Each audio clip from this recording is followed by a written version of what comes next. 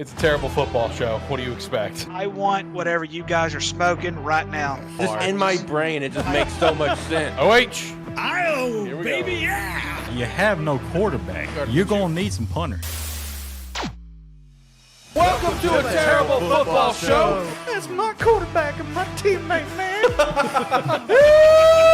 Ruins my fucking holiday every damn year. Alex, What up? you can thoroughly kiss my ass. If it's Toledo, I'm drawing the best damn rocket there is out there. Now that's gonna look like a dildo. Tell my HR director about this show. He's going to listen to it. They draft Xavier Worthy. What the fuck? Wide receiver from Texas. Fucking hamster. It's a hamster mixed in with a sheep. The Buffalo Hamsters have traded. Listen, guys, this is a terrible football show where everybody may be good at nothing, but we are terrible at everything. That's facts. That's a clip for the intro. Hell yeah! Hell yeah! That's a clip for the intro, baby. Yeah, he's successful at just giving his terrible opinions, so why can't I? Terrible football show, after all. Welcome to the Terrible Football Show. It is October 15th, 2024. This is an episode, I think, 113, around there. Kind of a light staff here today. What are we doing? But we do got Ricky with camera off. He said he was going to turn on the camera in introductions. So, Ricky, how we doing, buddy? We are doing very, very well, sir. It is time for the reveal of my fanship. Here we go. Here we go. Look at that Here we Vandy jersey. Look at that Vandy jersey. That's beautiful. Yes, it is. Yes, it is. Look at this. It's the number one jersey. It's on the back. There you The go. Commodores right there. I mean, yes, it is. It came in yesterday, and I'm like, perfect time. Dude. It is time to represent contender in the SEC, let alone that's crazy to hear that they're a contender in the SEC right now, but we'll get to that later. We will. I mean, Vandy with another win this weekend against Kentucky. We'll be chatting about that, of course, with our residential Vanderbilt fan in here, talking about his Commodores. Honestly, Ricky, I'm going to be honest with you, man. There's a lot to talk about today. I mean, I've got our title topic, your Dallas Cowboys. We're going to chat about that. We're going to chat about it. I mean, we had two big trades today. Devontae Adams to the Jets, Amari Cooper to the Bills. Shout out to that. Shout out to the Hawaii Rainbow Warriors, now full-time members of the Mountain West Conference across all sports. Shout out to that. That's huge for Hawaii athletics. For anyone that did not know, that just follows just like football in general, nothing really beyond that. They were only football-only members for the Mountain West, and they were part of another conference that doesn't even have any football programs in it for every other form of athletics. So, shout out to the Hawaii Rainbow Warriors for that one. I was also very impressed defensively. They stuck it to Boise State over the weekend. Yeah. Ashton still did his thing, though, as a Heisman hopeful, which we're going to chat about that as well later on in the show with the Heisman race that is ongoing. We kind of touched on it last week and kind of gave my firm opinion on that. But we'll chat about that this week again. Overall, a lot to talk about today. All right. But first and foremost, if you could, wherever you're listening to the show, follow the show, subscribe to the channel, be a friend, tell a friend. Make sure to check out Rogue Energy and Agent Inc. down in the description below and join the Discord. And you can come chat with us, and we'd appreciate that. Let me turn down this intro music here, and we can really just start to dive into things. The last thing that I do want to shout out, because I'd be very remiss if I did not shout it out, because it's my first episode back since some big life stuff. I'm now a married man, so shout out to that. I'm now a married man. I'm now part of the married pool. So big things happened this past weekend, so it was a fun time. It was great. Shout out to my guys, Zach and John over at Gamesthetic, holding it down on Gamesthetic without me. Should definitely go listen to their show. Pretty good show, boys. Proud of you guys. I really enjoyed that. That was a really fun listen. Besides the first 36 minutes being blaring music that I had to go edit and fix. So thank God Zach recorded on the Roadcaster, or that show would have been done. And I was telling my wife, I was like, I'm gonna feel so damn bad if I have to call these guys and tell them, sorry guys, your 2 hours of your life wasted. Wasted. Thank God they recorded on the Roadcaster. Love you boys. Appreciate you guys. I don't know if anyone else can be popping in, Shane, Jacob, or Tyler. We shall see. Shout out to Chad in chat, already talking about the dogs and talking about the ducks and all sorts of stuff, and also gave me a congratulations. I appreciate that, buddy. It was a good weekend. Had a great time. Vandy got Texas next week. There you go, Ricky. There's your challenge. There's your challenge, Bubba. Hey, if you guys can bring down Bama, can you guys bring down Texas? You know, that's going to be the big question. You know, they're playing on all cylinders. I don't think they're going to be able to beat Texas. I I don't just think hope so they either. make it competitive. Don't get me wrong. If they bring down Texas, you're going to see another field storm. You're going to see goalposts come down. I mean, I'm telling you, man. If they're able to beat that team, that would be great. They have Ball State this week. I think they have a bye week. I think they have a bye week after Ball State, if I remember correctly. So I mean, it's like I said, there's a lot of football left to be played. They should beat Ball State. They're next to last as far as the worst team goes in the FBS right now. So hopefully they'll be able to squeeze by that. But hopefully they'll be able to get at least one more win. And it's going to be tough because, like I said, it's a tough schedule. Texas, they still have Auburn to play. They still have to play Tennessee. So I'm hoping they're able to at least get that sixth win. I would love to see them go to a bowl game. Yeah, absolutely. Also, shout out to Chad. He said he's going to be a dad. Congratulations. We love to see that. Shout out to also Jacob. You know, he became a dad not long ago too. So you and your Ohio State friend are both dads. Are both new dads. So shout out to that. But Ricky, with all that said, the floor is yours, man. How is it? It's just a great life being a Dallas Cowboys fan right now, isn't it? Great life. For the love of 10 out of 10. God. So let's just state this: I had no expectations for this team this year. None whatsoever. I said they were going to go 9-8 because I thought the schedule, as tough as it was, thought they were going to be able to get to that point where they're like, okay, we're going to play football. It's not happening. And right now, if anyone were to be honest, the Commanders are the best team in the East right now, in the NFC East right now. Yep. Philly's still looking questionable. And so I mean, I'm not saying this because I picked them. I'm saying this because just by the look of things, Commanders may just run away with that division this year. Because, like I said, I don't think Philly. I think Philly is really starting. I think Jalen Hurts is really starting to feel that pressure in Philly, and eventually it's going to get to, and it's going to get to the point where they're going to probably find somebody else at quarterback. But biggest issue with the Dallas Cowboys is not that they signed Dak Prescott and CeeDee Lamb; it's that they waited way too long. And over the summer, they made 0 transactions over the summer. 0 transactions over the summer. True. It was by far the worst summer I have ever seen in my entire fanship of being a Dallas Cowboys fan or any kind of NFL thing. If you look across the NFL board, the majority of those teams made transactions over the summer to get their teams better. Yep. The Cowboys did not. They didn't want to pay Derrick Henry top money. They didn't want to pay there was someone else that was rumored to come to Dallas. I can't think of off the top of my head. But it just comes down to the point. You want to pay Dak the best money and that's ever been seen in football. I'm not gonna sit here and say as far as the value market goes, the way the market's going, should he get that money? The way the market's going, yes. But I thought as a whole, it was time to let him go. Right. And Jerry does not want to do that.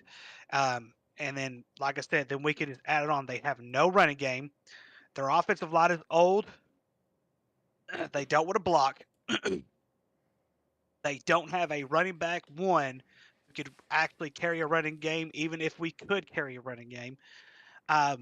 Then on top of that, Jerry's frustration is starting to show because he threatened to fire his own radio host this morning just for asking simple questions about why stuff wasn't done with the Cowboys and everything like that. So, I mean, it's starting to get all around. Wait, hold on. Jerry did what? I did not hear about the radio host thing. Yeah, he did it this morning. Yeah, this morning. It's either this morning or yesterday morning. I think it was this morning. Yes, the radio host asked him about summer transactions. They weren't able to get some players in, and then Jerry threatened him live on the air. He did say, if you can't do this right, I will get someone else that can. And yes, he did say that live on air today. I'm just telling you, it's really starting to get to him. But it's the same thing that we've been saying for years. He's a great owner. He's not a GM. Yeah. He needs to get somebody in there that could do the GM stuff, or hand it off to his son and let his son do the GM stuff. You can't do both. There's a reason why these franchises separate this type of stuff. And so it's typical Jerry Jones stuff, and it's not going to get any better. It's time for him to go. Period. It's time. And look, I'm not one. There's nobody in this world that can force his hand out of that franchise. But I'm telling you from the get go, and I love Jerry to death. It's time for Jerry to step away. It's time for him to go. If not, he's going to do what he's basically going to be sort of how Vince McMahon was with the WWE, minus all the allegations that were forced against Vince McMahon. It's going to go down the same drain, and it's bad. It's just so bad right now. You know, I can definitely get that vibe. Like, you know, how Jerry Jones has been running the team for the past few years. It really does feel like what Vince McMahon was doing with the WWE the past few years. You know, where it's just like in a really weird, awkward booking time in the WWE, and now it's kind of the same thing with the Cowboys. Because, like, if I remember right, with the no transaction summer, it's like, what was the first transaction they did? Sign a long snapper? I think that's what they did. When they finally signed someone, I think it was just a long snapper or like a backup or something. It wasn't like, still didn't do anything, you know? It was special teams to whatever they signed. And it's like, I think Derrick Henry confirmed he didn't even get a call from Dallas. And it's just like, why? Like, you know, why? Like, call him, you know? Like, see if you can work out a number. I was like, I don't know, man. You know, that loss was just embarrassing. I mean, if you're a Cowboys fan, you got to feel embarrassed. Like, I know the Lions are a damn good team, but the fact that you're the Dallas Cowboys and you got all this talent on paper and you can't even be competitive, you can't put up, you know, 20 points and lose 46-20, you know, at least, you know, like, that's just embarrassing, man. And man, dude, the Lions, oh my Lord, they wanted to punish the Dallas Cowboys. I mean, they were foot on the gas the entire time. They were trying to get an offensive lineman a touchdown the entire damn time because of how things went down last year. Also, shout out to Aiden Hutchinson. That was disgusting. Absolutely brutal. You can't replace a guy like Hutch. Hopefully a speedy recovery for him and full recovery. Get back, you know, on the field next year. Still his same old self. You know, he did have to have emergency surgery, just like Dak did when Dak broke his ankle. Or, you know, whatever Dak had his ankle injury. I think it was pretty much the same injury that Aiden had, more or less. Yeah, Aiden had to have emergency surgery that day. So, man, yeah, big T's and P's to that one. You know, I hate to see a guy of his talent go down like that, but that was just brutal. I mean, like, that was like, watching that game, like, I was still in kind of disbelief. It's like, oh my God. I was like, I didn't think it was going to be this far apart. Like, I mean, I love the Lions, but man, like, what are we doing? You know what I mean? It's like, God bless. So, I mean, it is a rough time to be a Cowboys fan right now. And Mike McCarthy will apparently not be fired. Won't be fired mid-season. That was the verdict from Jerry. Dude, if I'm him, I'm running away right now. Like, Yeah. I'm going away from this franchise, get away from it. It's just odd, though, because last year they won all their home games except for the one they lost in the playoffs. Now they can't win a home game. They're 0-3 at home so far this year. That's bad. And their defense is near dead last. Their offense is near dead last in the league. It's so bad right now. It's not even good football to watch. Like, it's just not. Yeah. No, I mean, man, just top to bottom, like, it's just like there's no identity, it feels like, you know, on the offense. There's, you know, the defense. You know, I remember, I think it was after week 1, week 2, Jacob said he's not going to blame the defense. How can you not when you look at the amount of points they've given up? I mean, maybe that was just, you know, Jacob trying to remain positive in some capacity, but I feel like if Jacob got on the show right now, get on the show, bitch. You know, I feel like he would probably now say, yeah, the defense is part of the problem. You know what I mean? Like, And that's the thing. They can't even stop the run. yeah. Like there's a team that they've held under 100 yards so far this year. Their teams are running all over them. Yeah, I mean, like, it's unbelievable what's happening in Dallas right now, because it's like you guys have all the talent in the world, so it's like, what went wrong? What's going wrong? Like, you know what I mean? Like, it's just, you know, missing key pieces, sure, but is it coaching? Is it scheme? What, man? I don't know. Egos. There's a lot of egos a lot of egos down with that star on the helmet down there. You know, so I feel for you guys. down in Dallas. But on the flip side, I'm living a very high life right now in Chicago. You know what I mean? Like, I'm living good, living pretty. Once again, this is one of those games where you dominate a team you're supposed to dominate. Like, I understand the Jags stink this year. I understand the Panthers stink and whatever. You can say what you want, but look, you got to dominate the teams you're supposed to dominate, and that's what the Bears did. Okay, Ricky, did you see that first touchdown pass Caleb threw for that game? So, dude, thing of beauty. I mean, you talk about just expert play calling from Shane Waldron and just perfection in the execution department, where Caleb gets you got Keenan Allen deep in motion in the backfield. You got Caleb goes to do a screen pass to the left. Devin Lloyd with Jacksonville comes rushing up. He goes to fake a screen to the right. Devin Lloyd bites on the fake screen and then just tosses it over the middle to Cole Kmet for the TD. Beautiful execution. I mean, Shane Waldron was busting out all of his tricks, Sunday morning in London. So that was fantastic. I mean, seeing my two teams battle it out, I mean, either way, I was going to kind of walk away kind of happy in some capacity as well as sad in some capacity. But this was the most ideal scenario, was the Bears walking out with a dominant win. And it had even kind of helped us out with an upcoming game. After the Bears come back from the bye this week, we got the Commanders. It's a battle of 1-2. That's going to be fun. And it has been flexed to a afternoon game versus a noon game. So I don't remember who got flexed to noon. I think it was a couple teams that just are playing very mid. Eagles and somebody, I think is who it was. I think that's who it was. I think Eagles got flexed. And that game will be called by Jim Nantz and Tony Romo. So it's going to be a fun afternoon game between the battle of the 1 and the 2s, baby. Caleb and Jaden duking it out. So the Bears and the Commanders are going to be called by Nantz and Romo. Yep. Wow. Yep. Who would have thought that a year ago? Right? Right? Man, here for it, baby. Look, man, when it comes to Caleb, look, you're seeing progress every single week, and I was talking to that Bears fan, that buddy of mine, and I was telling him, look, if Caleb's going to have a bad game or a couple of bad games, that's fine, dude. I mean, he's a rookie. It's going to happen. Before this season's over, Caleb's going to have a game or two where he's going to throw 2 picks, maybe even 3 picks. You know what I mean?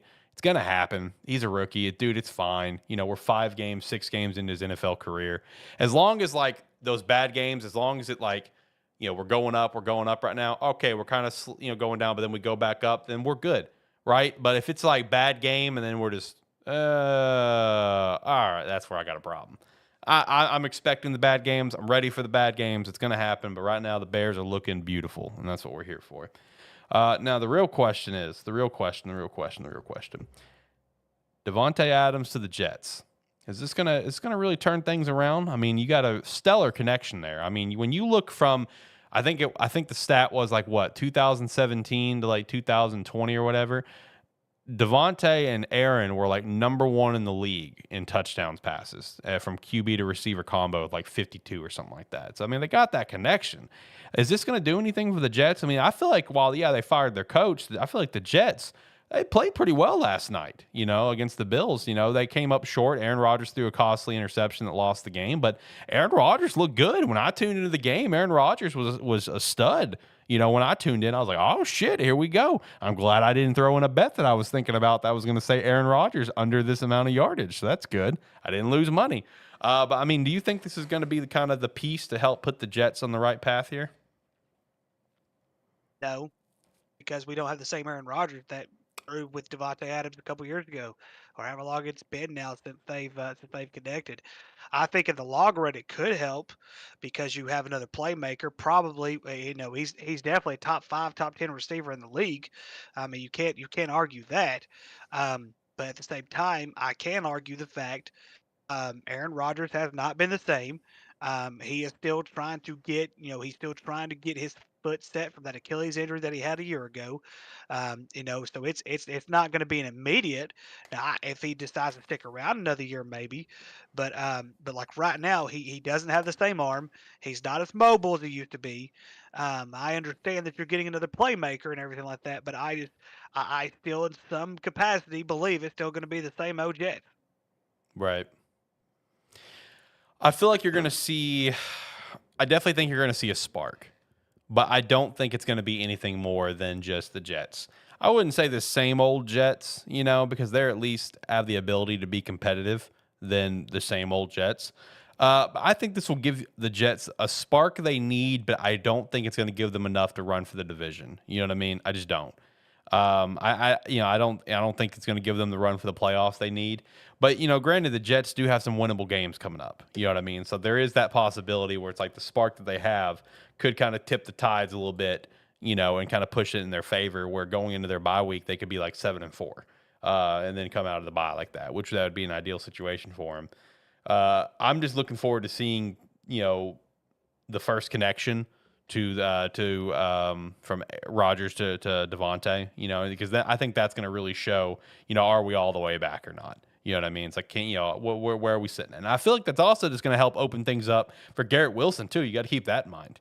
It's funny. Mike Tomlin, he made a comment about in his presser today where he's like, all right, yeah, let's talk about the Jets. So, last week I was preparing for Devontae Adams, and now this week I'm preparing for Devontae Adams. So that's just how the NFL goes sometimes. You just got to deal with the hand that you're dealt. And I'm like, Mike Tomlin, please never change. Please never change. Legend, absolute legend. It's that's what I'm going to look forward to this weekend with that Jets-Steelers game is let's see that first connection. Like, are we all the way back or not? And you're right. Aaron Rodgers is definitely not the same guy he's been in the past, but it's like the flashes are there. You know what I mean? The flashes are there, but those flashes aren't enough to kind of bring them all the way back out. You're right. Like, they're just not. But the flashes are there. On the other side of things, how you feel about that Amari Cooper trade to Buffalo? Like, I feel like Buffalo was already balling, with what they had. But I mean, I feel like just gaining a weapon for like Amari, I think it's just going to help them out even more, in my opinion. Or is that going to kind of mess up the chemistry they've currently got going? What do you think? I mean, no, because I'm not going to say that it has. The Buffalo won their first 3 games. Yep. And then the next couple of weeks, they were somewhat of a slump. And so, because when you don't really have, I'm not going to say they don't have playmakers currently, because obviously they do. I just think this is going to help balance the playmaking a little bit more compared to what they did have. Because if you remember, Stephon Diggs was a big part of that offense. Yep. And now, when you're trying to figure things out, which it looks like they can with Amari Cooper, they're going to be able to balance things out even more. And with Josh Allen still being a young quarterback, still being able to throw the football very, very well, very consistently. And we're starting to see flashes of a running game with that team, so that's a good thing. But I mean, yeah, I think it's going to help them balance out. I'm shocked to see that Cleveland was able to get this trade done. Because I did not think we would see Amari Cooper in another uniform this quickly. Because Amari Cooper has been very, very useful in Cleveland. True, and now Amari Cooper's on his 4th team too. Think about that for a second. Well, a lot of that's on him. A lot of that is on him. So I mean, because like I said, there's a reason why Jerry didn't pay him his money in Dallas, and so there's a reason for that. And so, but we have CD Lamb. I don't get it either. But anyways, but in the long run, like I said, a lot of that was on him. At the same time, I think with his career, the way he's been able to sort of revitalize himself last year with Cleveland, and a buddy of mine really hounded me for getting him on my fantasy team last year, and he did very, very well for me last year. And so, so well to the fact I think he's even the one that picked him this year. But anyways, like I said, I think it's going to help Buffalo quite a bit. And it's going to be able to balance their offense quite a bit as well. I'm not going to shout out and say they're going to be an AFC Championship team or Super Bowl team or anything like that, because when the playoff time comes, Josh Allen's probably going to be Josh Allen. Yeah, and that's what I'm hoping won't be the case. You know what I mean? Because I feel like Josh Allen has taken another step this year, where I feel like we're seeing right now the best version of Josh Allen we've seen so far. It might be a hot take on that. If that's the case, Hot Take Tuesday featuring Steve, who's not here. I mean, I'm just keeping it real because, like, you got to keep in mind, like, you lose Gabe Davis, who was not a superstar, but he was a safety net. You know what I mean? Like, Gabe Davis would come up so big in some random moments. And then you had your superstar with Stephon Diggs, right? Like, you had your guys and you lose them both and you don't really replace them. I mean, yeah, you get Keon Coleman, but it's a rookie who's going to, who's on the up and up and he's rising, but, like, you don't have your superstars. You don't have your safety blanket. And we're seeing Josh Allen just play some damn good ball. So that's why it's like, in my mind, I feel like we're seeing the best version of Josh. Because, like I was telling my boss, man, it's like we're seeing a guy who is now proving that it's not the guys around him that makes him good. He's making the guys around him good, right? Because there are those certain players that can just elevate the talent around them, and then there's players who need the talent to elevate them. Well, let's look at the logic. When Tyreek Hill left Patrick Mahomes, there's a lot of questions out there. Yep. Kansas City's still going to be the same team. Is Patrick Mahomes still going to be the same? This whole yada, yada, yada. And they're still winning without him. And Tyreek's done hardly anything. They've done nothing in Miami. I know they made the playoffs last year. Shout out to that. But, I mean, as far as like Pat Mahomes at Kansas City, they're getting better at where Miami is not. Yeah. So it just, I mean, sometimes, like you said, it's just going to go down that way. Right now, right now, Stephon Diggs is down in Houston. Houston has a really hot quarterback right now. He's really, really young. Hopefully, he does nothing but get better, stays healthy. But that doesn't necessarily mean that the Houston Texans are going to go super high to the Super Bowl just because they got Stephon Diggs. Mm-hmm. They were good before Stephon Diggs. They're just balanced a little more. Yeah, true. You balance out the offense a little bit more, where the ball goes around to kind of everyone. It kind of opens up the plays a lot more, you know what I mean, where you're not just targeting one guy. No, I mean, I'm looking forward to seeing what Cooper's going to do for Buffalo, because even though Cooper's going to be there, I still don't see him just being a guy that's going to dominate the game. I think Josh is going to keep on being Josh and just doing what he's got to do. Now, one question I was going to ask you, because I was curious if you and I were on the same page with how we're looking on just like the landscape of the NFL. Who is your top two favorite teams in the NFC right now? Like, who, if you had to pick right now, who is going to the NFC Championship game, who would you pick? The NFC? Yeah, in the NFC, who would you pick? Detroit's one of them. Yeah, I agree. That's one of my two. Look at this. Let me look at this real quick so that way I can. I'm just curious if you and I are on the same page about a certain team that's just like haven't seemed to fallen off yet. They're just balling. They're playing really well. So yeah, I'm definitely going to say Detroit's one of them. Yep, I agree to that. I know Minnesota's still undefeated. Yep. But I think that's going to catch up to them before too long. I agree. If I had to pick another team, I know this is going to sound crazy, man. This is going to sound crazy. I'm going to say the Bucks. Boom! Me and you are thinking alike, my friend. Tampa Bay is electric, my guy. So Tampa Bay. So I'm glad we brought that up because I was actually at my mother's this past Sunday, and that her boyfriend actually had a TV outside for me. It's plugged up outside. It had football on for me, and which I'm grateful for. And it was the Tampa Bay New Orleans game, and Baker Mayfield had one of the worst first halves in a very long time. Like, that was the worst he's played in a very, very long time. Yep. And the defense gave up 27 points in the second quarter. Crazy. And they gave up none in the second half. Yep. And they scored a crap ton of the second half. 27 points. 27. Yeah. Yeah. Ended up winning 51-27. I'm like, geez. So I mean, and if you just look, like, even if you just look at their record right now, it's 4-2. They lost to the Broncos, which that's a bad loss. Yeah. I'm not going to sit here and say that's a bad loss, but you're allowed to have bad losses. I think Denver, who they beat, was it Kansas City they beat last year? I think so.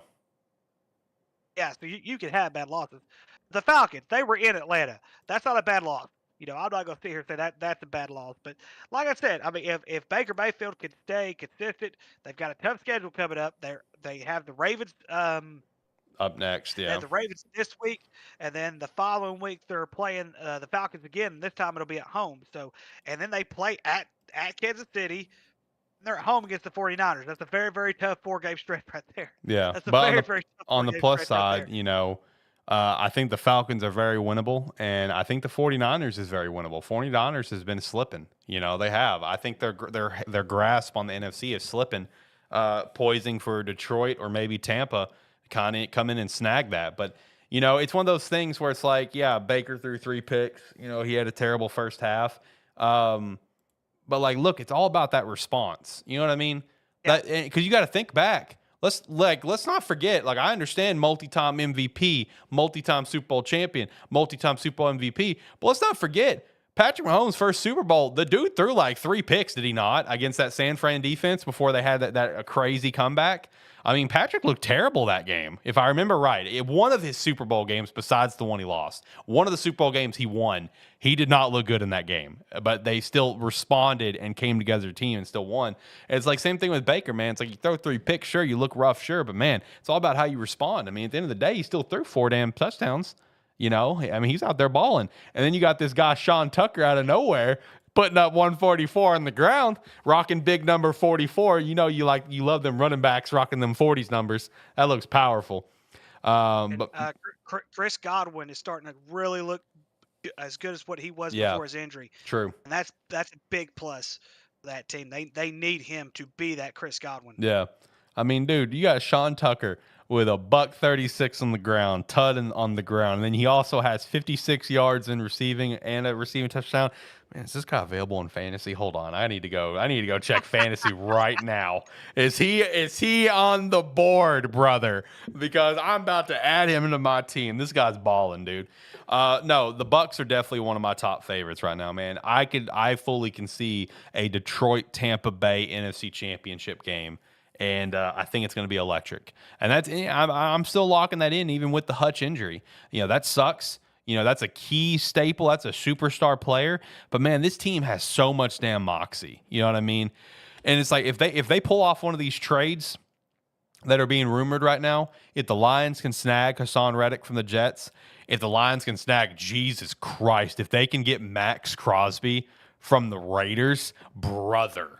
That's a Dan Campbell guy. Like, come on. Look, then we're cooking, right? Like, you know, the Lions are all the way back. So it's like, man, I'm loving what I'm seeing out of Tampa, and I'm loving what I'm seeing out of Detroit right now.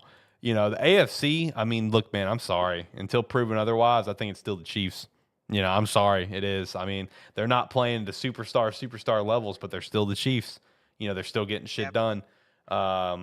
So until proven otherwise, I still think they're the team. They're the team to be. I think this was their bye week this week, but I mean, just from this past week was their bye week. But just from what we've seen in previous weeks, man, I'm still feeling that way. You know, the Chiefs are coming up to play the 49ers Super Bowl rematch this weekend in the afternoon. Man, talk about a couple of good afternoon games we got coming on. You know, this upcoming week. But man, it's gonna be a treat to watch that game. But I feel like for AFC, man, I think it's still the same way. I think it runs through Kansas City. But I do like Buffalo quite a bit. Buffalo and the Ravens too. I like what they're cooking. Ravens are playing some good ball. Yeah, they are, and I think they're starting to figure things out. They're really starting to balance out their offense a little bit and everything like that. But like I said, but it's going to get tough though, because like I said, Lamar Jackson, he has not had playoff success in his career. Yep. That's the big thing. And it does exist. As we've seen it does exist. That little streak or whatever they have, it does exist. They'll have to figure things out. Right. Well, with that said, you want to hop over to some college, or is there anything in the NFL you want to hit? I think that's about it. But I will say this much about the Saints. Spencer Rattler looked good at times. Yep. And so he looked good at times. I was actually fairly impressed with the ugly little Doyle Rules looking dude, but you know, he looked good. Uncalled for. I'm sorry, dude. He is the ugliest thing I've ever seen in my entire life. Uncalled for. All right, we're moving next on. to Joe Kim Noah. We're moving on. Jesus Christ. Oh, my goodness gracious. All right, let's hit some college stuff. So it seems very convenient that after an Ohio State loss, Jacob's not here anymore. So I wonder if that's going to be the way for the rest of the season. Just saying. For the record, I know I'm not the prettiest thing in the world, but they are by far the ugliest thing in the world. I can tell you all that right now. Jesus Christ. Stop. You're a madman. What'd you think about Dan Lanning's call there at the end, man? Do you think that's some bullshit? Bush League stuff, or do you think that's just genius? Because I think it's genius. Genius. It's genius. He knows the rules. Because the clock's been run. He knows the rules, and until they change the rules. Now, here is something though. Here is something that's interesting about high school rules versus college rules. All right, and this might be something to kind of, because he knew the clock was going to start. Yeah. In high school football, in the last 2 minutes of each half, if there is a penalty, the opposing coach gets to determine if the clock starts before the snap or on the snap. So yeah, that could be so. That's interesting. That's very interesting right there. But yes, he is absolutely right. I remember a time when this was in 2014. Yes, I think it was 2014. Arkansas lost to Alabama 14-13. Alabama gets a delay of game called, which the clock is not supposed to start on, which back then it wasn't supposed to start, and they run the clock anyways. The game's over. Mm-hmm. But yes, that's another situation right there. But yes, in college, he was right. 12 men on the field.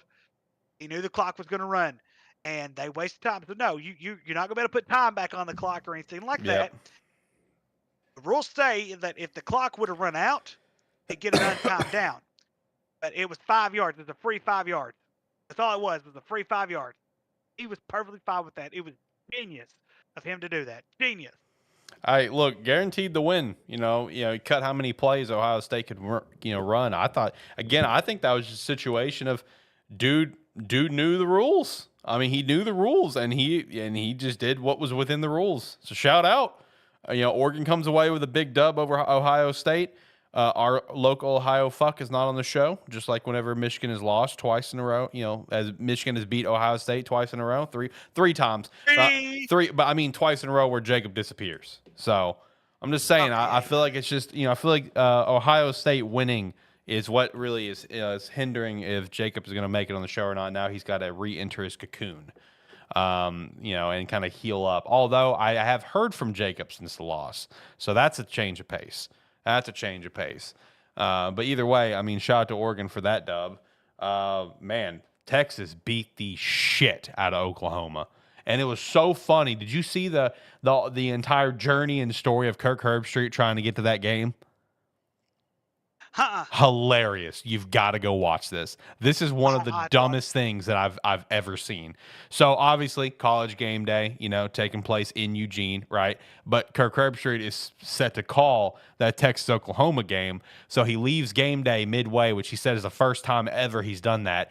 Dude, there's video of this. I promise you. Go watch it. It's hilarious. He is driving down the highway in the back seat of a convertible with another car beside him, yield lights on. They have a camera in the passenger seat live streaming Kirk Herbstreit, and they have another camera in the car riding beside them capturing what's happening so Kirk can still be on game day. While trying to get down to the Texas-Oklahoma game. Unbelievable, the scene that was. Obviously, he was going to have to fly anyway. Yeah, he was, but they still, he wanted to stay on game day, so they did it that way, which is... What are we doing? ESPN. That's wild. Yeah, that's. He went through all that trouble just to witness and call a blowout. That's awesome. Yeah. Penn State walked away with a short win there against USC. Is that a concern for USC? Is that a concern for Penn State or what? No. I mean, USC was on a losing streak. They're still on a losing streak. I think USC has finally figured out. They probably, it's time to part ways.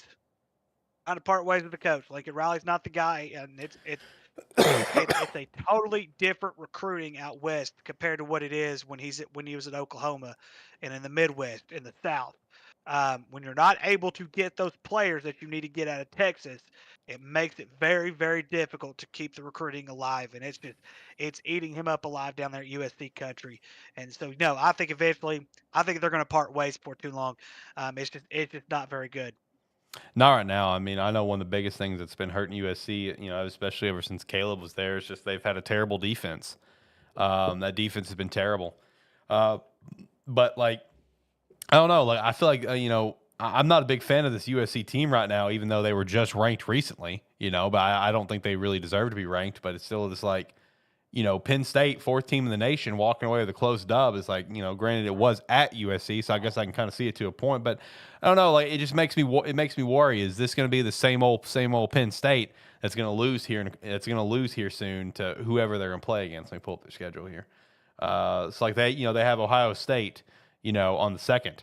Is it going to be same old Penn State? Going to lose that game? Not probably. I mean, that's just the thing. Probably so. Yeah. And there's only so much. There's only so much that Jeff Franklin's going to be able to do. I'm not going to say that he's reached his peak, Right. but he hasn't gotten over that hump of beating Michigan and Ohio State. He just hasn't done. I think he's beaten Michigan. I don't think he's beaten Ohio State though. And so they've got to figure out a way. If not, I don't know if Penn State will get rid of him because he is winning. Let's just be honest, he is winning. He's not gotten over that hump yet, and so but like I said, it's probably gonna be same old Penn State. They did show some promise this week. They had to make a comeback. They stormed back in the second half. It did take some overtime, but they were still able to come back and get the dub. That's usually what happens when you're on a road game. I know when it comes to Penn State, though, it's like the question that's remained, and I know Tyler asks, is like, if you get rid of Jay Frank, like, who you get? Like, at least they're staying, they're fourth team in the nation. So it's like, you get rid of Jay Frank, like, who do you get? I mean, it's like, yeah, they can't get over the hump, but at least they're staying competitive. And now that they've got a 12-team playoff, they really can stay competitive. You know what I mean? Like, they're in the hunt. Yeah. You can lose a game and still make the 12-team playoff. Once you hit that 2-3 loss mark, that's when you start getting worried. Yeah. Especially with their schedule coming up. They can't afford to lose to some nobody. They have, if they lose to Ohio State, no big deal. And I mean, that's not going to be that big of a deal. Right. But if they lose to anybody else, big deal. Yep. Are you worried about Alabama? Absolutely worried about Alabama. I called that last week. Last week I even said, like, if it was like, I'm serious, like, they are so blessed right now that the rules changed this year, because regardless of how Alabama would have finished in the top 4, they're not getting in because of the way that Vanderbilt was now. Even though of course, Vanderbilt's responded, but when you lose to Vanderbilt, a team that's lost to Georgia State, that matters. Always matters who else they've lost to, because that builds up your schedule. But Alabama should have lost that game to South Carolina. They're just lucky that South Carolina's quarterback is not very experienced. Had he been an experienced quarterback, they probably would have lost that game. Dude, facts. I mean, like, South Carolina is a team that's been very oop, all year. So the fact that they were leading that game at one point and keeping it close, I mean, kudos to Alabama for kind of bringing it back. But, man, it just really makes you worry about Alabama. It's just like, what other L's do we have potentially, on their schedule, kind of going forward? Yeah. Like, I mean, you got Tennessee coming up, this weekend, going to be a big game there. You got Missouri, then you got LSU, right? And then, like, look, let's pump the brakes here. Let's not discredit them. You got the Iron Bowl. Anything can happen in that game. I don't care. I mean, like, I don't care if Auburn is the worst team in the country. Anything can happen in that game. It's a magical game, right? So you have 4 games at least, and maybe Oklahoma if they randomly decide to be Oklahoma, which is I don't see happening. You have 4 games on this schedule where you could walk away with potential losses. Like, Alabama's in a weird spot right now. And I said it before. I said it last year. I wanted to scream out the top. DeBoer was not the right hire. Just wasn't. He doesn't have that. He doesn't have that big time experience that you're looking for. As far as coaching goes, yes. As far as coaching goes, he's got all that kind of experience in the world. But he needed a little bit more time with other Power 5, Power 4, Division I schools. When you go to Alabama and you're following a guy like Nick Saban, he was the wrong hire. I understand there were coaches who they interviewed. They didn't want them there. I understand that Dabo didn't want it. I understand all this stuff. But when it comes down to the nitty and gritty, they're undisciplined on both ends of the football. They can't stop the run. They're not the best running team in the entire world. They're really relying on their quarterback pretty heavy right now. Mm-hmm. So, I mean, it is – and Jalen Monroe, which I think he's a very, very good quarterback. He's very, very good. And so when you have all this talent that does surround them, it's just not the same. They're not disciplined. They get flagged quite a bit.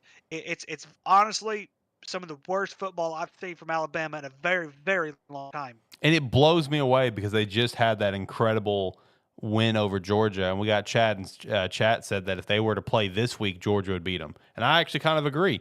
It's like, you beat Georgia and all of a sudden they think that's their national championship.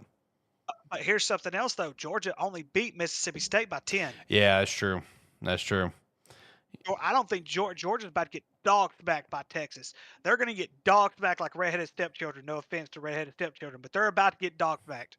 You know, I am on the Texas train this week. You know, this Georgia team is not the same Georgia team that we've seen win the Natty multiple times. You know, it's still a damn good team. You know, and they showed that grit and they showed that moxie in that Alabama game, kind of bringing it back, you know, almost. Don't die over there on me, Ricky. But, you know, I do agree that I think Texas is going to, you know, really put the pounding on there, on the dog pound. But I don't know. When it comes to Bama, man, it's like you beat Georgia. It's like you think that's your natty, and then it's just like from there. It's like where's the discipline go? And now it's like Chad said. It's like Bama's losing the next 2 of 3. I could see that. You know, when you look at Tennessee, you look at Missouri, you look at LSU. I mean, I could definitely see 2 or 3 losses. Out of that bunch. I mean, I can. So I don't know, man. I feel like if you're a Bama fan, it's an awkward time to be a Bama fan, and it's a rough time to be a Bama fan. You know what I mean? Yeah, absolutely. Absolutely. Let's see. What else do we want to chat about? Did you tune into that LSU Ole Miss game at all? I didn't get the chance to tune into that one, but look close. A little bit. My wife and I were actually going in to have dinner. I did get to watch a little bit of the first half. And then I watched quite a bit of the fourth quarter. Yeah. Yeah, it was a good game. It was a really good game. Ole Miss should have won, but when you're playing LSU in the Night House, it's one of those magical things that just happens. Yep. Yeah, no, for sure. It is one of those magical things that happen. So it's like I don't know how much we can say LSU is a strong contender because LSU's also been kind of an awkward team this year. You know what I mean? Like I know they've only lost 1 game, but they've felt off. You know what I mean? And now I feel like with Ole Miss with their 2 games, I mean I feel like 1 and 2 in the SEC. I feel like they are slipping from Jacob's prediction that they're going to the Natty. I feel like that is not happening now. Oh man. Illinois and Purdue had a pretty tight game, even though Purdue's 1 and 5. So I guess shout out to that 50-49. Jesus Christ. Now that's stupid. Hey, let's be honest. That's just Big Ten football. That's Purdue. That's Purdue. You never know when that can happen. What do you think about Kansas State, Colorado? Any real opinion on that one? Colorado lost 4 receivers. That's just, and I kind of felt bad for them because I'm like it made a difference. It definitely did make a difference. They right. Hung in there. But Kansas State, they're so physical, they're so aggressive, and that's just it's part of football. Yeah, it is. It is. Did Travis get hurt? I think I saw that he got hurt, didn't he? Yeah, I don't know what his status is or anything like that. Okay. Where would you put Travis in the Heisman running? Like who is your Heisman favorites? I know we kind of touched on it last week, but I mean, hammering on it again. I mean, dude, Ashton Genty. I mean, he's the Heisman winner. It's Ashton Genty. It's Ashton Genty. I don't care. He's the Heisman winner. Period. Yeah, it's him and nobody. You could. I mean, Travis Hunter's probably, I would say, second if not third. There's a few of them. Honestly. And I can't believe I'm saying this too. Cam Ward at Miami, a good candidate. I think he's a very, very good candidate. You could have an argument for Dylan Gabriel, considering that Ohio State's defense has not been very good as of late. But you could have an argument for either one of those, and possibly even Curtis Rourke out of Indiana. So those 5 right there, you could have a really, really good argument. But to me, it's Ashton, then it's everybody else. It's over. It's over. Just give him the Heisman. If only Tyler was here, hearing you talk about Curtis Rourke, he would be so damn excited. They're undefeated. Yeah. They're undefeated. They ain't played nobody, but they're undefeated. They haven't played nobody. But it is what it is. There's a reason why they're only 16th in the country. Right. But you gotta make. I mean, you can't argue the fact that if it's not for Rourke, Indiana's not 6-0. No, 100%. He's the reason, and I think he should at least be in the conversation in some capacity. But it's Ashton. You know what I mean? I feel like at this point, man, it's Ashton, it's Travis. So it's Ashton way up here. Travis is like a number 2 down here. I'm sorry. I know he's having an incredible year playing both sides of the ball and stuff, but Ashton's having a magical year. And then after Travis, I'd put Cam Ward and then Curtis. That's my own personal opinion. Let's see. Travis won't play enough or win enough to get he getting banged up. I mean, that's true. You know, that playing both sides of the ball. I mean, that's going to do it to you, man. He's playing a lot of snaps. Also says Purdue gets Oregon on a short week at Purdue. Hey, I'm just going to say it right now. Oregon's going to win, but Purdue could win because that's Purdue football. That's Big Ten football. Is out of nowhere, Purdue can randomly get a big win. So, yeah, we'll see. We'll see how that goes, man. Oh, geez. Beck after he goes crazy at Texas. Yeah. Yeah. I don't think so. I'm not a Carson Beck fan, man. I'm just not. I don't think Carson Beck's all right for you. But yeah, he's no Stetson Bennett, you know, the walk-on legend, you know, the 74-year-old senior with a Nokia flip phone. Carson Beck's all right. Carson Beck's not going to be a guy to take you to the promised land. I'll tell you that. You know, if you guys make it to the promised land, if Georgia makes it to the promised land, it's not going to be on the back of Carson Beck. It's just not. Oh. You know, it'll just be the fact that you got a lot of other talent. I mean, I'm going to keep it real. Have you seen the SEC shorts this week yet? The SEC what now? The SEC shorts. Have you seen that yet? No. You know what I'm talking about? I don't. You know what I'm talking about? Like shorts on YouTube? Oh, gosh. Yeah. I don't know if they're on YouTube or not, but I think they are on YouTube. But it's called SEC Shorts. Yeah, it's all about the SEC teams and everything like that. This week, it's almost like they're like in this little prison area, and they're taking lie detector tests. And one of the questions was, "You don't want Stetson Bennett back, do you?" And the guy's like, "Oh no," and then it says, "Well, that's a lie," because it flashed up red. Yeah, you need to watch it. They're funny. Oh, they're great. I feel like most Georgia fans would want to have Stetson Bennett back right now. You had Stetson Bennett back, you would still probably be the number one team in the country, and you would be undefeated right now. I'm just keeping it real. I'm not even a Stetson Bennett fan. I'm just keeping it real that he was just a magical player for Georgia. Carson Beck is not a magical player for Georgia. He's just a player for Georgia. I'm just keeping it real, okay? You know, you can't tell me Carson Beck's a superstar. And if you are telling me he's a superstar, you're either a blind or you're stupid. No offense, Chad. You're not stupid. You're very handsome and beautiful. You're not stupid. I'm just picking on you. But no, I'm not a Carson Beck fan. So Carson Beck slinging it against Texas. I mean, Carson can definitely throw up some yards. Ain't no doubt about that, man. He can sling it. He can sling the ball, but sometimes he slings the ball to the other team. So I don't know. I don't know. We'll see. Bennett was 1-4 versus Bama. Yeah, Bennett also won multiple national championships. So I mean, what are you gonna say versus Carson Beck, baby? I mean, look. I'm not a fan of Georgia. I'm not a fan of either guy. All right, I'm just providing the facts here that one can take you to a natty and one can't. I'm just being honest. Like. You know, I am not a Georgia fan. I would not say I despise Georgia, but I definitely do not like Georgia. No offense. You know, shout out to your fandom though. But you know, I'm just keeping it real. Like I feel like most Georgia fans would love to have Stetson back right now because Stetson, at least at the college level, he was a guy that could really elevate the talent around him. You know, it's not really working out in the pros. You know, he had that preseason game where he looked atrocious. But you know, at the college level, man, he was just the guy that brought up the talent around him. You know, and shout out to that. But no, let's look ahead though. You know, we talked a lot about the last week and stuff, but let's look ahead. What do we got? What do we got to look forward to this weekend? I mean, we got that Georgia Texas game. You know, I mean, you're over here thinking that Texas is about to beat the crap out of Georgia, and I could see that. I could also see it staying pretty competitive. But what about that Alabama-Tennessee game? I mean, we're worried about Alabama, but, you know, Tennessee had that loss to Arkansas. You think they're going to really bounce back here? They just beat Florida in a close win. You know, how do you think this game's going to go? To being at Tennessee, I think it's at Tennessee. Yeah, it's at Tennessee. It's at Tennessee. Yeah, it's because in a lot of ways, there's a lot of worry going both ways.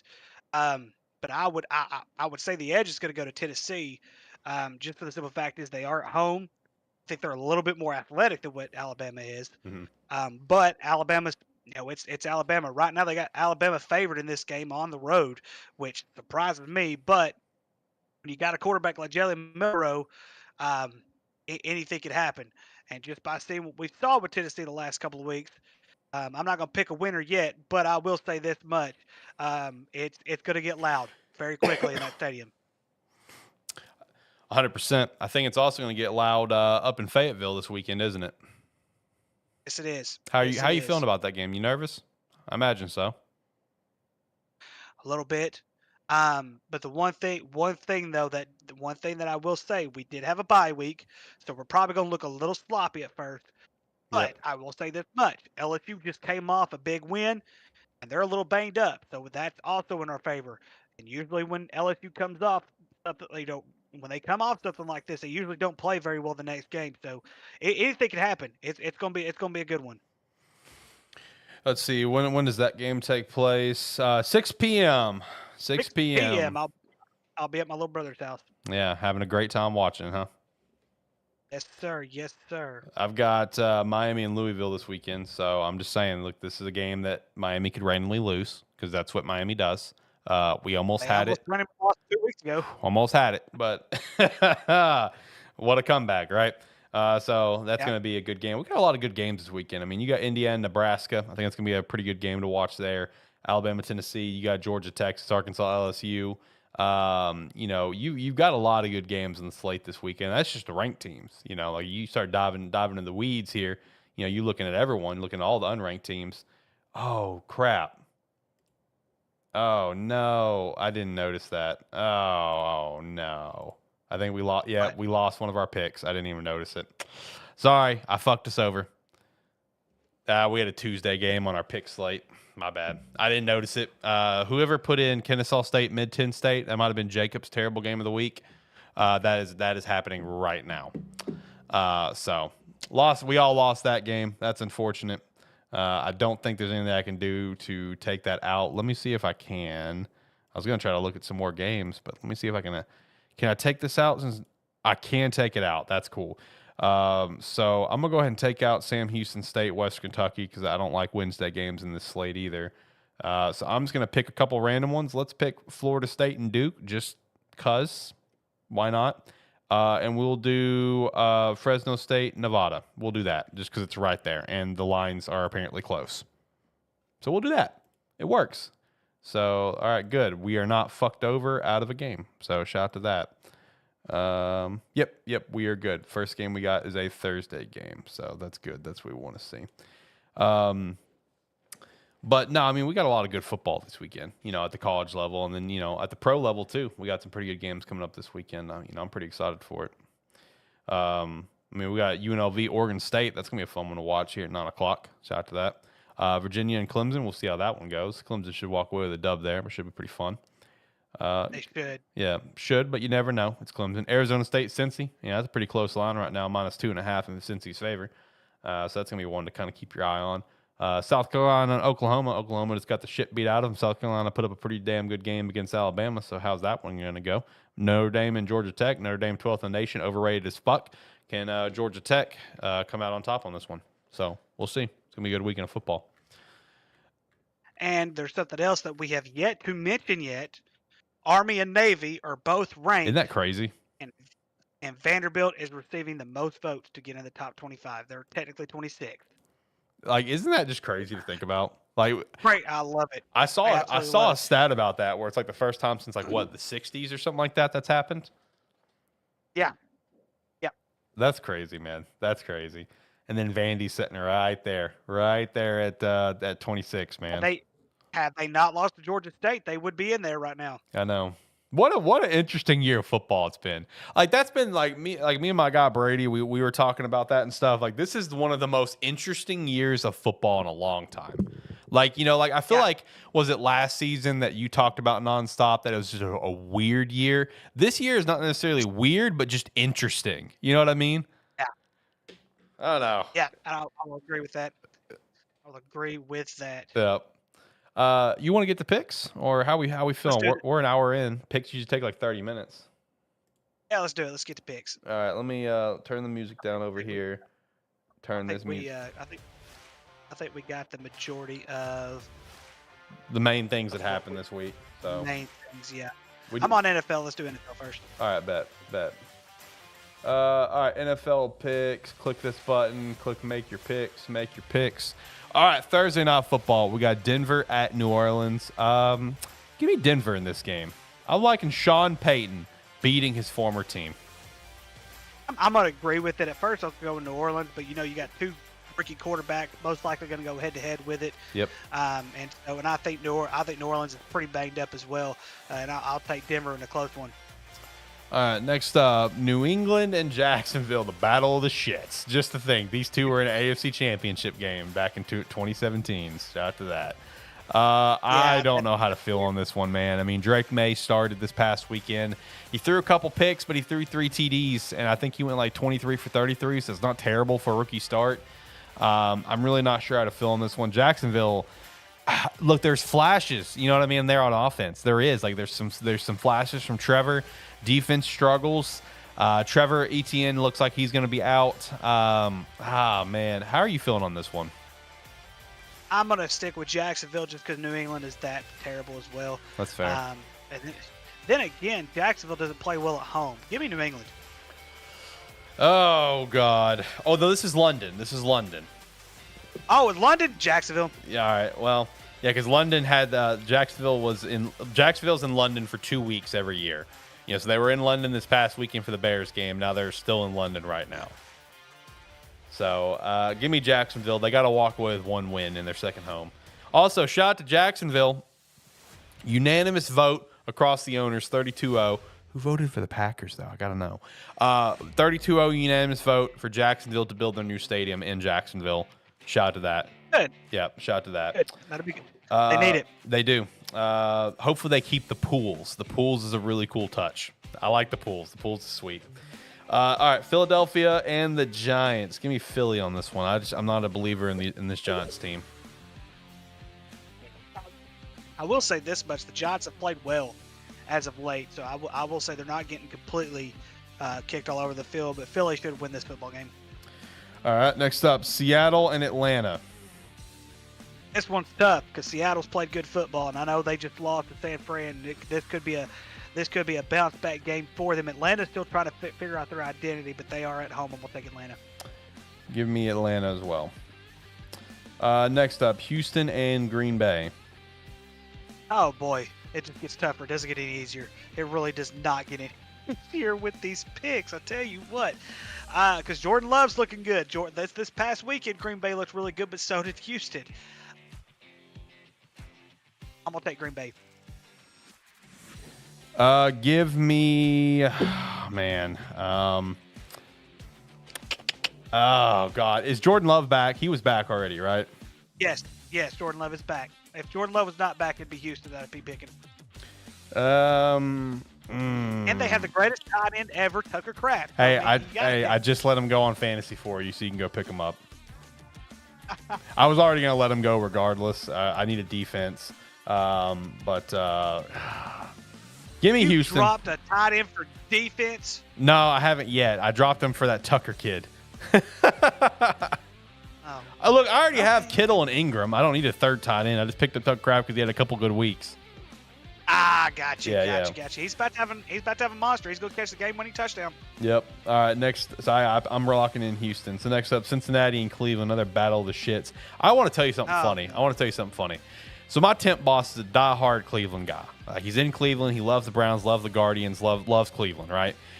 So he gets so worked up and distraught over the Browns. So it was so funny. I called him today about something, wanted his opinion on something I've got at one of my stores. He didn't answer. No big deal. Figured he'd call me back. Never got a call back. I was like 40-something minutes late on the Cooper news, and I realized I called him not long after the Cooper news happened. I realized this in the afternoon, after hours after the fact, that he did not call me back. And I'm just like, this guy probably just, as a manager, was just like, I can't talk to anybody right now. I'm so pissed. I can't talk to anybody right now. So shout out to that, man. That's dedication. That's fandom right there. I don't know. Give me Cincy. They are looking rough, but Cleveland's looking worse. You're agreed. All right. Detroit and Minnesota. Damn good game right here. Here we go. Give me the Lions, but this is going to be a damn good game. The undefeated streak comes to an end. Detroit will come in and beat their undefeated streak. Here we go. All right, Miami and Indy. Did you see the news that Tua may actually be back before the season's over? He couldn't, but I agree. It doesn't surprise me. Give me Big Dick Joe Flacco on the Colts. Yeah, I'm gonna take the Colts as well because they're at home. Miami looks terrible right now. All right, next up, we got Tennessee and Buffalo. Yeah, no question. It's not even close. All right, Vegas and the Rams. Oh man, that Rams with that 1-4. Oh buddy. Oh my God. Give me the Rams. I saw Cooper Kupp is gonna be potentially working his way back. So shout out to that. But there's still so many questions on both ends of the football. I know Vegas just got rid of Devontae Adams, but Aiden O'Connell's looking pretty good right now. But oh man, I think the Rams come off a bye week this last week. I'll take the Rams. All right, Carolina, Washington. Yeah, it's Washington. Yo, Yeah, did you catch that clip of the announcer talking about like the end of the game about Andy Dalton and Bryce Young? Did you catch that? Where it's just like, the announcer, as the game was clearly already over, and the announcer was talking about Bryce Young and setting Bryce Young and just whatever. He was in mid-sentence of talking about how Bryce Young just needs to sit back and, watch how a professional works, is what he was saying. As he was saying, watch how a professional works, Andy Dalton throws that pick at the end of the game. As he's saying it, he throws the damn pick. And the announcer just shuts up. He does not even finish his statement. He's just quiet, and it's just like, oh my God. I can't imagine what he was thinking in that moment, bruh. Like, Jesus Christ. All right. Anyway, Kansas City and San Francisco. Give me KC coming out of the bye, man. San Fran has just not looked like a superstar team right now. Why does this feel like a trap game? That trap game that San Fran could actually win this game. I agree. San Fran beat Seattle. True, but at the same time though, every game Kansas City's played this year has been super close. I'm taking the upset. I'm taking San Francisco. Okay, taking the upset. All right, Jets and Pittsburgh. You know what? Give me the Jets. Give me the Jets with Devontae Adams. I'm going to buy into the hype. For now, I'm buying into the hype because Pittsburgh can't score. And so that's, I know they scored a lot this past week, but they didn't play any. They played the Raiders, for crying out loud. Right. All right. Let's see. Our double Monday night header, which I'm still not used to the fact that we're doing this outside of week 1 and outside of holidays. Because, I feel this has never been a thing until, this season, I feel like. It's always been week 1, and it's always been, holiday time. They've done double headers. I'm not used to the fact that we're still – I know, money. I'm not used to the fact that we're still doing this. But anyway, Baltimore and Tampa are going to be a damn good game here. Give me the Buccaneers at home. I was about to say the same exact thing because if this was at Baltimore, I was going to pick Baltimore to win this game. But Tampa Bay is going to win this football game. They are explosive. Explosive, my man. Love it. Chargers and the Cardinals. I think this could be a fun game in some capacity. Give me the Chargers. Yeah, because I think Marvin Harrison's out with a concussion. Marvin Harrison Jr., I think he's out with a concussion. Arizona has looked very, very good at times, but the Chargers, they're starting to figure things out. All right, let's hop over to college picks. Shout out to Tyler in chat. Tyler, you came at the right time. It's time for college picks. All right, let's go through our revamped college picks since I quickly removed 2 games, one that was going on right now and one that's going on tomorrow. I like to try to avoid them Tuesday, Wednesday games just to make everyone's life a little bit easier. All right, so let me get my game of the week lined up. All right, here we go. All right, so first, Boston College and Virginia Tech. I kind of like BC here. Give me Boston College. I'm going the opposite way. I'm going Virginia Tech. Boston College can't score. They have not scored they're not a very high scoring team. That's where Virginia Tech is. And so I'm going to take Virginia Tech. All right, respect. Next up, we got Florida State and Duke, which is this game is a lot closer than it needs to be on the betting lines, but give me Duke. Yeah, but at the same time, though, Florida State's actually played competitive here. They played decently well against Clemson, but even though Clemson, the better team actually won. Duke, however, is surprising me even. They're surprising me. But these Friday night games, I'm telling you, man, these Friday night games have been weird this year. Yeah. So are you going Florida State or are you going Duke? Duke. I'm going to take Duke. Okay. All right, next up, Fresno State and Nevada. Give me the Bulldogs on this one. Yeah, I mean, I really want to go with Nevada on this one, but because Nevada's a lot better than what I thought they would be. But I think Fresno State is a little bit better. All right, next up, Wake Forest and Connecticut. Give me the Huskies. Give me UConn. I'm just surprised that UConn's won as many games as they've won this year, considering how garbage awful they were a year ago. They were so bad. I didn't even think they were going to be able to get. I didn't even think they were going to be able to get any kind of recruiting done or anything like that. It was just so awful. And so comparing the two, I think Wake Forest lost to Clemson. Lost to Clemson this past weekend, and it was pretty bad. Wake Forest has not been very good defensively. I will also take UConn. Oh, here we go. Tyler says Wake in chat. All right, next up, we got Nebraska and Indiana. You know what? Give me the Hoosiers, baby. Give me Curtis Rourke, Heisman hopeful. Yeah, but the undefeated streak ends this week, and Nebraska's going to walk away with the dub. Ooh, Patrick Mahomes Jr. walking in there, getting it done. Next up, we have UCLA and Rutgers in a good old Big Ten matchup, which is fucking stupid. Give me Rutgers at home. Yeah, Rutgers didn't have enough. Who was they play last week? Was it Wisconsin? So it was Wisconsin they played last week. I can't remember who they played last week all of a sudden. But yes, I think overall they are a much better team, and UCLA's quarterback cannot throw to save his life. He has 9 interceptions already this year. So give me Rutgers. All right, the Raging Cajuns, Louisiana, Lafayette at Coastal Carolina. How you feeling? Coastal Carolina just got blown away by James Madison last week. True. Lafayette, though, is starting to a lot of these games are starting to catch up to them, because whenever you hit this full streak, no matter who you're playing, you're always playing close games. But I'm going to pick the Raging Cajuns, but this is an upset alert game. Coastal Carolina could win this game.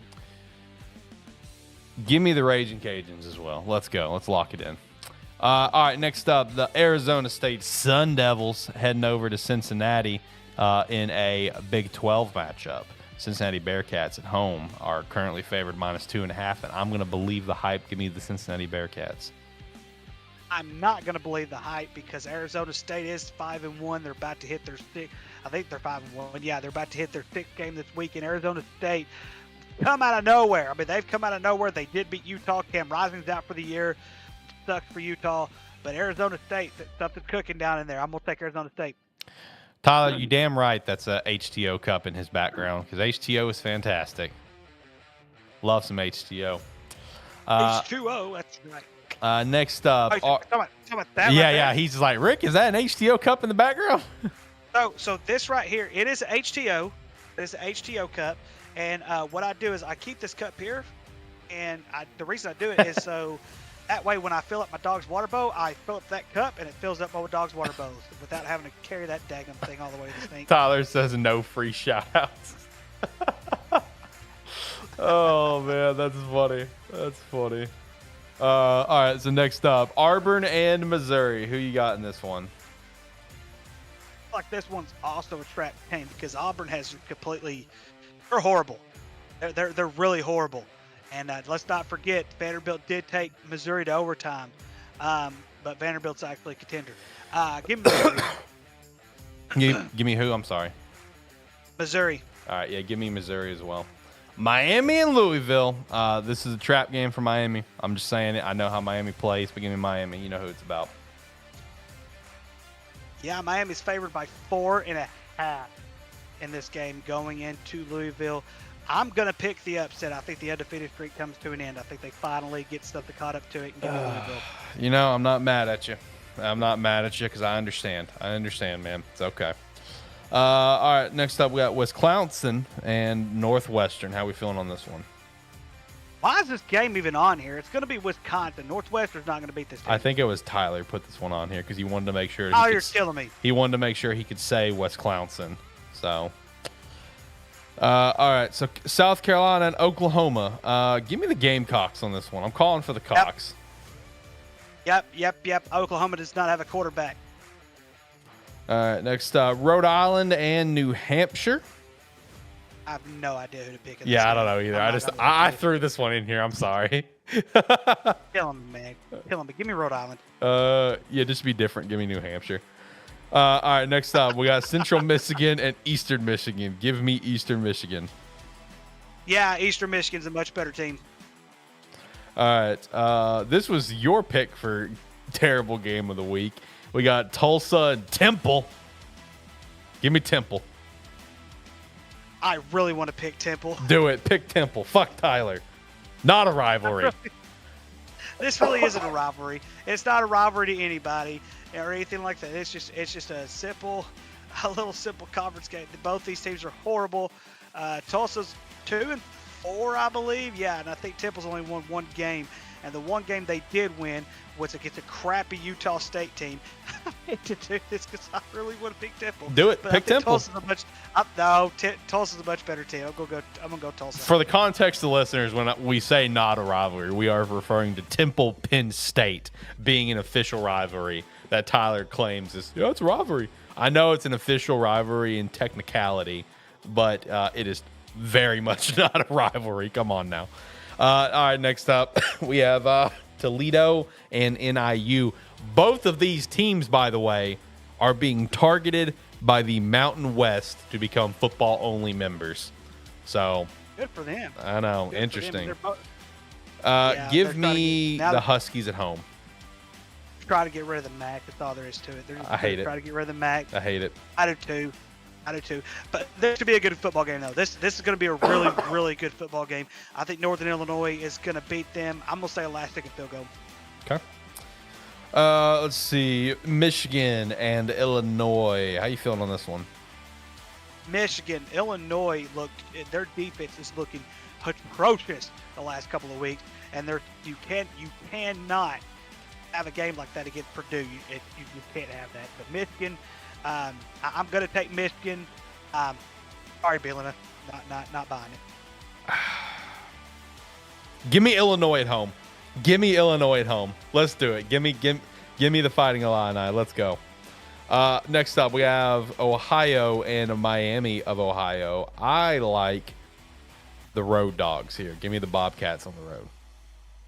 Yeah, I don't know. Who picked this game? I threw it in. Oh, okay. It was part of that 10 that I had to put together 6 minutes before the show started. Surprisingly, Miami of Ohio was favored, probably because they're at home. Yeah. Probably because they're at home. Yeah, give me Ohio. I'll take the Bobcats as well. All right, Notre Dame and Georgia Tech. You know what? Give me Georgia Tech, man. Give me Georgia Tech at home in Atlanta. Yeah, I'm not gonna buy that much hype. As much as I cannot stand Notre Dame. I really want to pick Georgia Tech to win this game, but I'm not gonna do it. I think Notre Dame's gonna win this one. Okay. Alabama and Tennessee. Give me the Volunteers at home.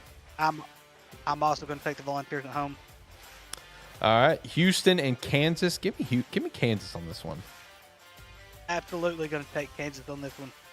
All right, Kent State, Bowling Green. Give me the non-green team, Bowling Green Falcons. Yep, the non-green team is going to win this one. Kent State, once again, proving they are the worst team in college football.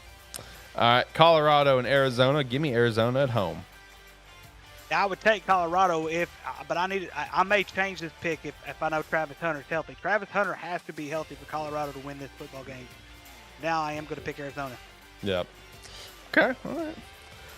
LSU and Arkansas. Here you go, Ricky. It's tough for me. It's so tough for me to do this. But Arkansas can't score. I know they played very, very well defensively against Tennessee. I think they're going to play very, very well defensively against LSU. I think LSU's offensive line is going to be a little bit too much for us, and I'm going to pick LSU. Give me Arkansas. I'm surprised. No, That's I'm the kidding. first time Give me you've LSU. ever- Give me LSU. I'm I was fucking about with to you. say, that'd be like the first time you ever pick Arkansas to win. It would be. tease me It with would that. be. Besides the meme of week one, where I picked Arkansas, that doesn't count. But no, yeah, give me LSU. Give me LSU. I think you're right. I mean, Arkansas, they've got some good stuff going for them. You know, they do. But I think LSU is I think they're just the better team right now. I just do. So give me the Tigers on this one. That's fair. Next up, Kentucky and Florida. I saw where Graham Mertz is done for the season, so T's and P's to him with that injury. Give me Kentucky here. Yeah, I mean, Florida's played very, very well though, and this is a back-to-back home game, and Billy Napier needs to win this football game. If not, they're really going to be calling for his job. They're already calling for his job as it is, but I think it would have silenced a lot of critics last week had he won that football game. I think Florida has a little bit more fight left in them. I'm going to pick Florida. Okay. Next up, UNLV and Oregon State. You know who it's about. Give me the Beavs. Yeah, I'm taking UNLV. I think UNLV is a much better team than the Beavs this year. All right, fuck you. Okay. Then next up, we got TCU and Utah, which, man, Cam Rising did not look like Cam Rising last week. Oh, my Lord. And he's out for the year with his injury. He is out for the season. Again? It's going to be very, very tough. Yes, he is out for the season with a lower leg injury. I'm taking TCU. Yeah, give me TCU. And, man, look, I've got nothing but admiration for Cam Rising. I love the way the kid plays, you know. Oh, I guess the man plays at this point. But, dude, it's done. Don't try to submit for another year in college. You know, this is like that would be his 8th year in college if he comes back next year. Yep. Look, man, I know you love the game of football, but it's done. Go play for the CFL or something. You know, just it's done. It's done. I'm sorry. All right, next up, we got our 3 game of the weeks. So let's kick things off with the FCS game of the week. We got the big rivalry game this weekend, boys. Here we go. We got South Dakota State and North Dakota State. How are we feeling on this one? Are you going with your Jackrabbits here? If they were at home, I would be going with my Jackrabbits. Here's the biggest thing, though. They have played very, very well defensively, and that is a side to them that is really, really good. They really rely on their defense to win football games. On the upside, they also have a very, very good offense. So they are a well-balanced team, but so is North Dakota State.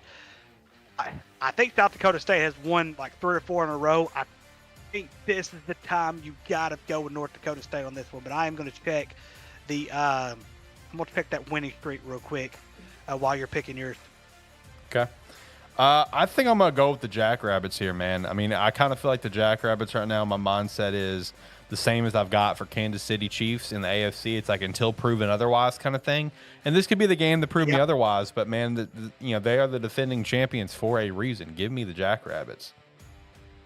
But also we got to remember though, this is like you said, it's a rivalry game. It is, yeah. I'll anything can happen. Much. And so anything could definitely happen. Yes, they've lost 5 in a row to South Dakota State. So yeah, that's big. That's huge. I think that's the longest in their history. Yeah. Of going back to back is their long. Yeah, that's their longest losing streak. As far as like the rivalry goes. Either one of them. I think they snap it. I'm going to stick with North Dakota State. Okay. I hate to do it, though. I love my South Dakota State Jackrabbit. That's probably going to be the next jersey I buy. There you go. Here we go. All right, next up, we have our FBS game of the week, and to no surprise, it is Georgia and Texas. Big SEC matchup here. This game is going to be electric. Give me the Longhorns. I'm not going to throw horns up because fuck Texas, but give me the Longhorns. I love that you said that. I really do. Yeah, it's going to be the Longhorns in that game. It's oh gosh. Yeah, I would be shocked if this one. I will be shocked if Georgia wins this football game. Just for the simple fact is on how good Texas is on both sides of the football, and they're very consistent. And then, of course, we finish things up with our terrible game of the week presented by ATFS, a battle of the completely defeateds. We have Bethune-Cookman and Mississippi Valley State, who shout out to Jacob and Tyler. They put this in as their FCS game of the week, not their terrible game of the week. Y'all are just trolling at this point. All right, who you got here, man? I'm going to take Bethune-Cookman. They average a little bit more per game offensively than what Mississippi Valley State does. Mississippi Valley State, both these teams could actually be the worst team in football. Like, if you took all Division I, and you could have probably put these guys in Division II, they would still probably have a losing streak. They're just that terrible. They are just that terrible when it comes to football. So yeah, I'm gonna go with Bethune-Cookman on this one. Give me Mississippi Valley State for literally no reason. Just I don't know, man. I don't know much about either one of those. So just let me go with that. We're gonna rock with that, I guess. I don't know, man. What a terrible Still game. rocking my Vanderbilt. Got to rock with my Vanderbilt. Commodores, let's go beat Ball State this weekend. Man, I'm convinced that you're Maximum. more of a Vandy fan than you are an Arkansas fan. I do not have an Arkansas jersey, so that could be Holy correct, sir. shit. The transition has started. Hey, it's like the transition happened for me. I've got more Hawaii stuff than I've got Miami stuff. You know, I just, at this It's probably point, cheaper too. it is. And I just got to a point where I'm just like, just call me Hawaii fan. People associate me more with Hawaii than they do Miami. So it's like, just fuck it. Let's roll with it, I guess. It is what it is. Ricky, you got anything else that you want to shout out? If not, I'm going to hit the music.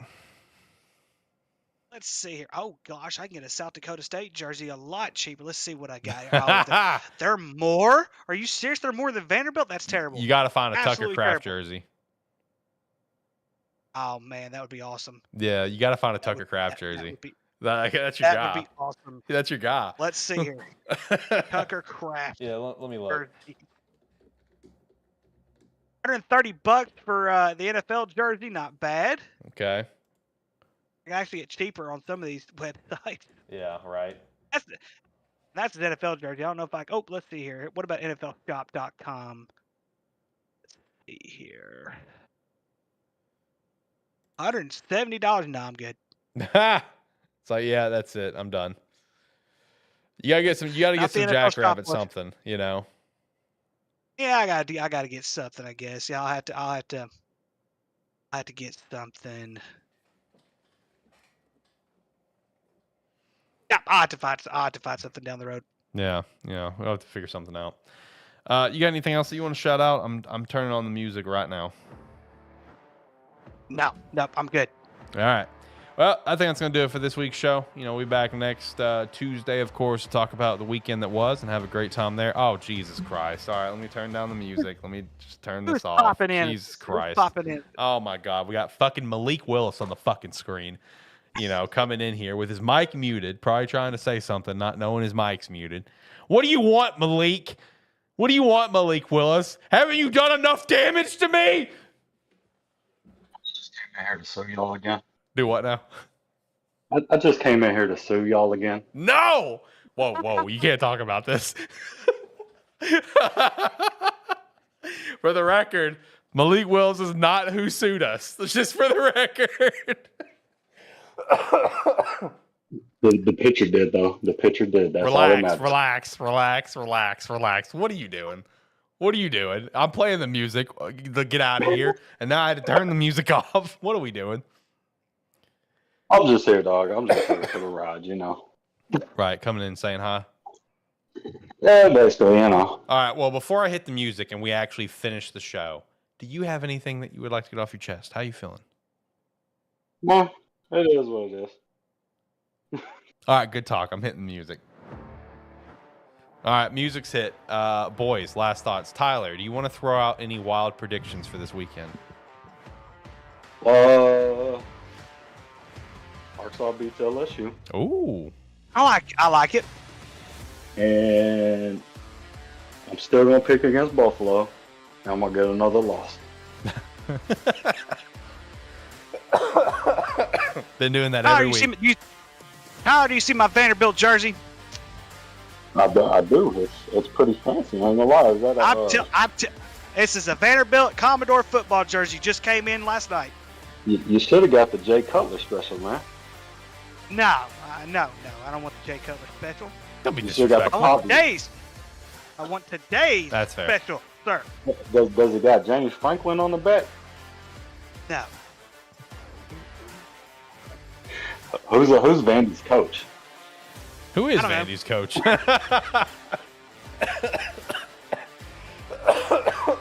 The way Ricky just fired up. I don't know. I don't know.